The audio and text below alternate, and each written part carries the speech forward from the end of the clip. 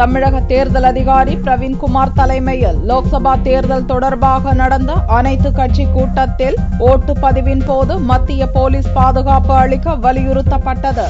லோக்சபா தேர்தல் தொடர்பாக அனைத்து கட்சி கூட்டம் சென்னை தலைமைச் செயலகத்தில் வெள்ளியன்று காலையில் நடந்தது. தமிழக தலைமை தேர்தல் அதிகாரி பிரவீன்குமார் தலைமையில் நடந்த இக்கூட்டத்தில் காங்கிரஸ், பாரதிய ஜனதா, அதிமுக, திமுக, தேமுதிக, கம்யூனிஸ்ட் கட்சிகள் உள்ளிட்ட தேர்தல் கமிஷனால் அங்கீகரிக்கப்பட்ட கட்சிகளின் பிரதிநிதிகள் கலந்து கொண்டனர். இக்கூட்டத்தில் அனைத்து வாக்காளர்களும் அச்சமின்றி ஓட்டளிக்க வழிவகை செய்ய வேண்டும் என்று கோரிக்கை வைக்கப்பட்டது. தேர்தலை நியாயமாகவும் முறையாகவும் நடத்திட வேண்டும். மக்கள் எந்தவிதமான அச்சமின்றி வாக்களிப்பதற்கு தேர்தல் ஆணையம் உத்தரவாதம் அளிக்க வேண்டும் என்று கேட்டுக்கொண்டோம். அதற்குறித்து அவரும் அதேபோல் நடைபெறும் என்று உறுதியளித்திருக்கிறார். ஓட்டுப்பதிவின் போது பாதுகாப்பு பணியில் மத்திய போலீசார் ஈடுபடுத்தப்பட வேண்டும் என்று தேமுதிக சார்பில் வலியுறுத்தப்பட்டது.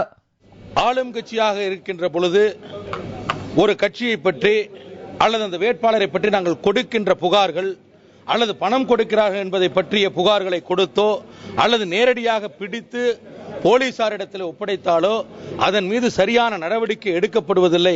எனவே இதற்கு தேர்தல் கமிஷனுடைய முழு அதிகாரத்தோடு இயங்குகின்ற மத்திய அரசினுடைய காவல்துறை இருக்க வேண்டும் என்ற ஒரு கோரிக்கையும் வைத்திருக்கின்றோம்.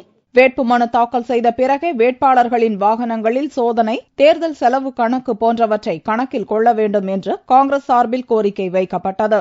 இப்படி ஒரு வேட்பாளரை ஒரு நாளைக்கு 15 முறை சோதனை செய்தால் அந்த வேட்பாளர் எப்படி வாக்குகள் சேகரிக்க முடியும்? ஆக எதிரி வேட்பாளர் ஒரு பொய்யான தகவல்களை தொலைபேசி மூலமாக தேர்தல் அதிகாரிகளுக்கு தகவல் கொடுத்தால் அவர்கள் தொடர்ந்து வேட்பாளர் வாக்குகளை சேகரிக்க முடியாமல் செய்துவிடுகிறார்கள்.